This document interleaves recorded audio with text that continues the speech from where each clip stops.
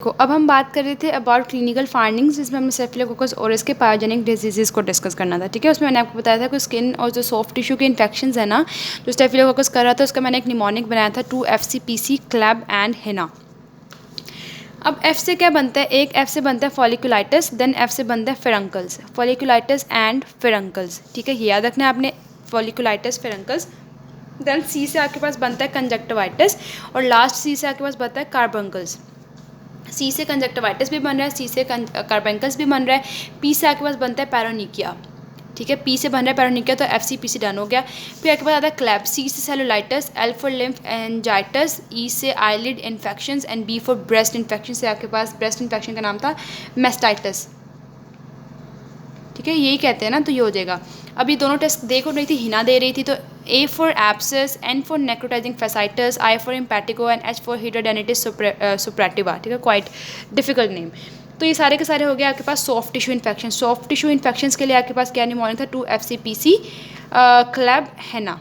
दो टेस्ट हैं जो कि हिना दे रही है। ये तो हो गया इसके सॉफ्ट टिश्यू के इन्फेक्शन। अब अदर इन्फेक्शन हम बुक से देखते हैं कौन कौन से कर रहे हैं। फिर आपके पास सेप्टिसीमिया भी करता है, ये भी हमने बात की थी कि आपके पास जो है ये सेप्टिसीमिया भी कॉज करता है, पर्टिकुलरली एपिडर्मिस जो कि न्यूबॉर्न्स में सेप्टिसीमिया करते हैं। अब सेप्टिसीमिया को हम कहते हैं कि ब्लड पॉइजनिंग। सेप्टिसीमिया क्या होती है, ब्लड पॉइजनिंग होता है। इसमें आपके पास क्या होता है, लोकलाइज्ड लीजन्स होती हैं, स्पेशली वुंड इन्फेक्शन हो जाता है। या देखो सेप्टिसीमिया क्यों होता है, लोकलाइज्ड लीजन्स की वजह से हो जाता है। ठीक है, वुंड इन्फेक्शन वगैरह कहीं हुए में आपको सेप्टिसीमिया हो जाएगा। और इंटरफीनस अगर ड्रग अब्यूज़ भी हो उसमें भी हो जाता है, क्योंकि हमें पता है कि अब स्किन में होता है एपिडर्मिस, वजह से इंटरफीनस कोई ड्रग दें या कैथेटर इंसर्ट करें तो स्किन में चला जाता है। अब आपके पास आ जाता है एक तो सेप्टिसीमिया हो गया। सबसे पहले हमने यहाँ पे ना साथ साथ लिखते हुए जाते हैं, इसके पायोजेनिक इन्फेक्शन में skin plus soft tissue infections थे, प्लस सेकेंडली आ गया सेप्टिसीमिया। फिर हमारे पास अब आ गया एंडोकार्डाइटिस।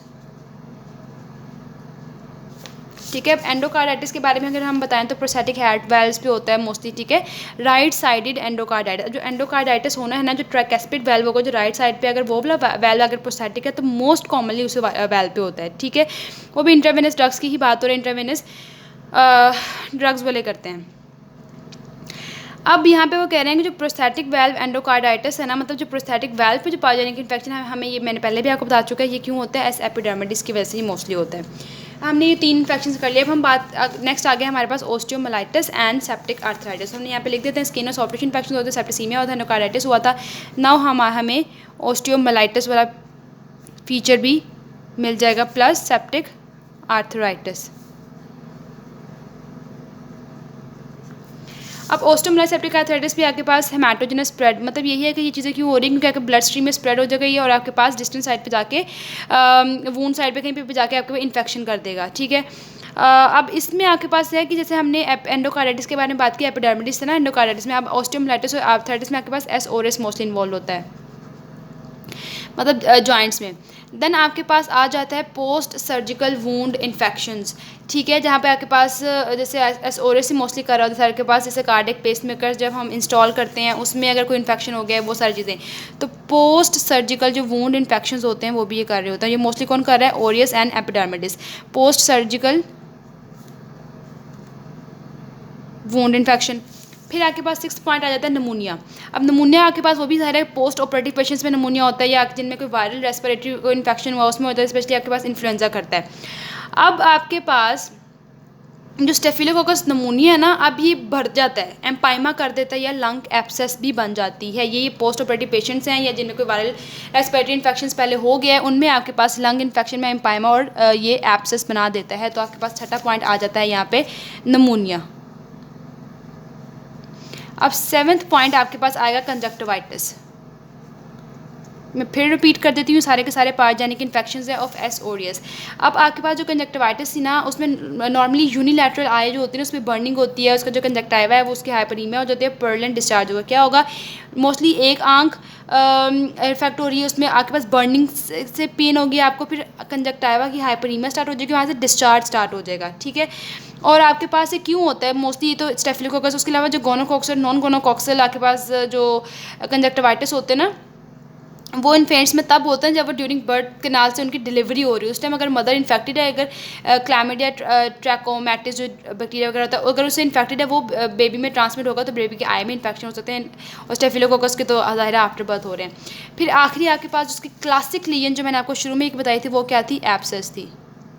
एब्सेसिस बन जाती हैं। अब एब्सेसिस के बारे में देखो किसी भी ऑर्गन में बन सकती हैं, जब अगर ब्लड स्ट्रीम देखो, अगर आपके पास स्टेफिलोकोकस ब्लड स्ट्रीम है तो ब्लड स्ट्रीम से तो ये कहीं पे भी जा सकता है ना, तो वहाँ पे जिस ऑर्गन में जाकर रिसाइड करेगा वहाँ पे आपके पास एब्सेस करवा देगा, ठीक है। वो एब्सेस मेटास्टैटिक एब्सेसिस होती हैं क्योंकि स्प्रेड करती हैं spread of bacteria from the original site of infect, मतलब मेटास्टैटिक है ना, किसी भी एक पॉइंट पे जाके बन गया, फिर वहाँ पे बैक्टीरिया स्प्रेड किया, दूसरे पॉइंट पे जाके बन गया। तो हमने बात की स्किन सॉफ्ट टिश्यू इन्फेक्शन, इसमें हमने आपका क्या निमोनिक था, 2FCPC, क्लेब एंड हिना, ठीक है। फिर हमने बात की सेप्टिसीमिया कर रहा है, एंडोकार्डाइटिस का रहा है, ऑस्टियोमाइलिटिस वगैरह हो जाता है, आपको जो है ना पोस्ट सर्जिकल वुंड इन्फेक्शन हो रहे हैं, निमोनिया और कंजक्टिवाइटिस एब्सेस, सारे के सारे हमारे पास SORS के पायजेनिक इन्फेक्शन हो गए। अब इसके अगर हम टॉक्सिन इन्फेक्शन के बारे में अगर बात करें तो 3 टॉक्सिन थे। टेराटॉक्सिन क्या करवा रहा था, फूड पॉइजनिंग करवा रहा था।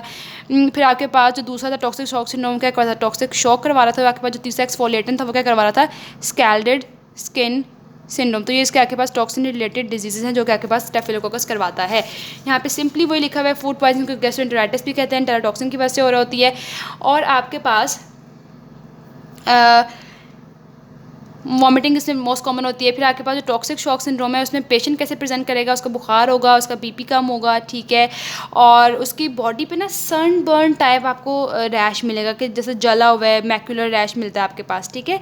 और अदर ऑर्गन्स भी इन्वॉल्व है, लिवर इन्वॉल्व हो सकता है, किडनी इन्वॉल्व हो सकती है, आपका GIT इन्वॉल्व हो सकता है, central nervous system, muscle, blood. देखो टॉक्सिक शॉक वाला पेशेंट जब आपके पास आया, मैंने एक आपको बताया कि उसको बुखार हो सकता है, हाइपोटेंशन मतलब BP कम होगा, और सन बर्न टाइप के ना रैश आपको उसकी बॉडी पे मिलेंगे, sunburn macular rash, macular sunburn body rash मिलेगा आपको इस पेशेंट पे, ठीक है। और मैंने आपको ये भी बताया कि अदर ऑर्गन्स भी इन्वॉल्व हो सकते हैं, लिवर, किडनी, GIT, ब्लड, आपके मसल, आपके सेंट्रल नर्वस सिस्टम। फिर हमने स्कैल्डेड स्किन सिंड्रोम के वाले पेशेंट में भी फीवर होगा, बट इसमें आपके पास जो रैश होगा ना वो एरिथेमेटस रैश होगा। इस पेशेंट में आपके पास एथमेटस रेड रैश होगा, ये भी मैक्यूलर ही होगा, ठीक है। ये रैश मिलेगा आपके पास। अब क्योंकि स्कैल्डेड स्किन है ना तो लार्ज स्किन आपके पास लफ ऑफ करेगी, वहाँ से जब स्किन लफ करेगी तो सीरियस फ्लूइड वहाँ से बाहर निकलेगा, इलेक्ट्रोलाइट इम्बैलेंस वगैरह सारा होगा, ठीक है। स्किन जब आपके पास शेड ऑफ करेगी तो आपके पास सीरियस फ्लूइड बाहर एक्सूडेट के फॉर्म में बाहर निकलेगा, एक्सूड होगा ना उस एरिया से, देन आपके पास इलेक्ट्रोलाइट डिस्टर्बेंस वगैरह सारी प्रोड्यूस होगी इसमें। इसके अलावा आपके पास हेयर, आपके नेल भी इन्वॉल्व होते हैं।